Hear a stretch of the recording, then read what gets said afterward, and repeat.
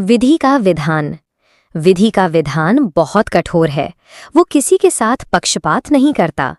विधि या होनी जो न कराए वही थोड़ा है, वो बहुत ही बलवान है।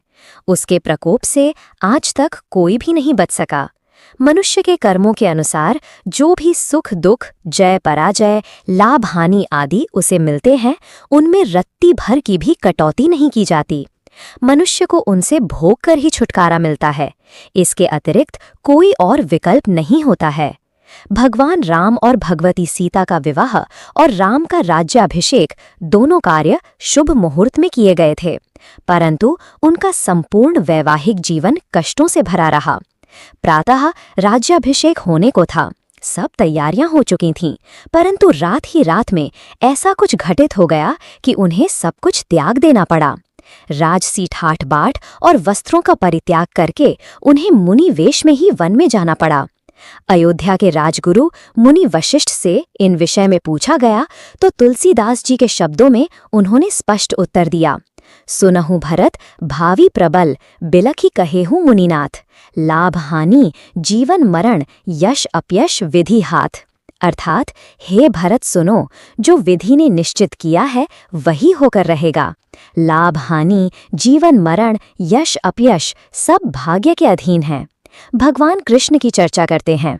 यह सर्वविदित है कि उनको जन्म माँ देवकी ने भाई कंस के कारागार में मथुरा में दिया था। उनके पैदा होते ही उन्हें पिता वासुदेव ने गोकुल में नंद बाबा के घर पहुंचा दिया। वहां उनका लालन पालन माता यशोदा ने किया। बचपन से ही अनेक अवांछनीय स्थितियों का सामना उन्हें करना पड़ा। फिर उन्हें माँ यशोदा और पिता नंद बाबा को भी छोड़कर मथुरा वापस जाना पड़ा। माता सती भगवान शिव के मना करने के बावजूद अपने पिता के यज्ञ में भाग लेने गईं। वहां पति का अपमान सहन न कर सकने के कारण वे सती हो गईं। भगवान शिव माता सती की मृत्यु को टाल नहीं सके, जबकि महामृत्युंजय मंत्र उन्हीं का आवाहन करता है। भगवान शिव और भगवती पार्वती की जोड़ी को तोड़ा नहीं जा सकता। रावण, कंस, हिरण्यकश्यप आदि तथाकथित स्वयंभू ईश्वर कहलाने वालों के पास समस्त शक्तियां थीं, फिर भी इन सब का दुखद अंत हुआ। इनका और इन जैसे सभी लोग इतिहास के पन्नों में दर्ज हैं। महाभारत काल में भीष्म पितामह को शरशय्या पर शयन करना पड़ा। भक्ति काल में रानी मीराबाई को उसके देवर ने ही विष दे दिया।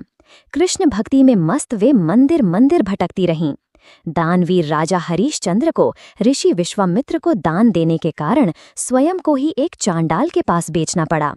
उन्हें उसके पास शमशान घाट पर नौकरी करनी पड़ी। उन्हें अपनी पत्नी को एक दासी के रूप में बेचना पड़ा। इससे बढ़कर और उनका दुर्भाग्य क्या हो सकता है कि अपने पुत्र का दाह संस्कार करने के लिए उन दोनों पति और पत्नी के पास कर देने तक के लिए धन नहीं था। आधुनिक काल में बहुत सी घटनाएं हृदय को विदीर्ण करती हैं। आर्य समाज के प्रवर्तक स्वामी दयानंद को उनके रसोइये के द्वारा विष दिया गया। ईसा मसीह को उनके शत्रुओं के द्वारा जीवित ही सूली पर लटका दिया गया, जिनके अनुयायी पूरे विश्व में विद्यमान हैं। महात्मा गांधी को गोली मार दी गई। इतिहास के पन्नों को खंगालने पर ऐसी अनेक घटनाएं मिल जाएंगी। इस सारी चर्चा का सार यही है कि होनी बहुत बलवान है। उससे इस संसार का कोई भी जीव नहीं बच सकता। विधि के इस विधान की दृष्टि में साधु सन्यासी, राजा रंक, योगी भोगी, अमीर गरीब आदि सभी ही एक बराबर हैं। मनुष्य चाहे स्वयं को कितना ही 30 मार्खा क्यों न समझ ले, विधि के इस विधान के समक्ष उसे घुटने टेकने ही पड़ते हैं। इसलिए मनुष्य को हर कदम फूंक फूंक कर रखना चाहिए। विधि का विधान का अर्थ है ईश्वरीय विधान या कर्मों का फल का सिद्धांत। इसका मतलब है कि हर व्यक्ति को अपने कर्मों का फल भुगतना पड़ता है, चाहे वो अच्छा हो या बुरा। यह एक अपरिवर्तनीय नियम है जो भाग्य और कर्मों के अनुसार चलता है। विस्तार में विधि का विधान एक हिंदी वाक्यांश है जिसका अर्थ है ईश्वर की व्यवस्था या कर्मों का विधान।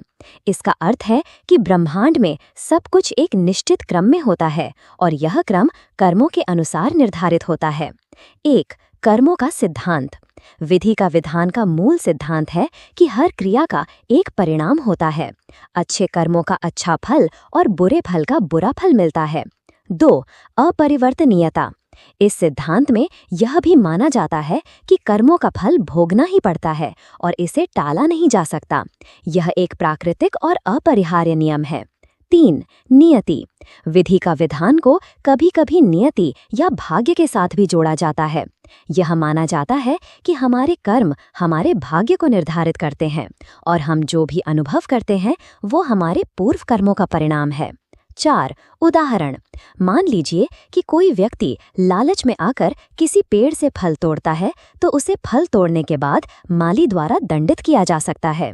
फल तोड़ने वाले का कर्म फल था और माली का कर्म दंड। यह विधि का विधान का एक उदाहरण है। 5. महत्व। विधि का विधान का सिद्धांत हमें यह सिखाता है कि हमें अपने कर्मों के प्रति सचेत रहना चाहिए और अच्छे कर्म करने चाहिए ताकि अच्छे फल प्राप्त हो सके। संक्षेप में, विधि का विधान एक शक्तिशाली सिद्धांत है जो बताता है कि ब्रह्मांड में सब कुछ कर्मों के अनुसार चलता है और हर क्रिया का परिणाम होता है।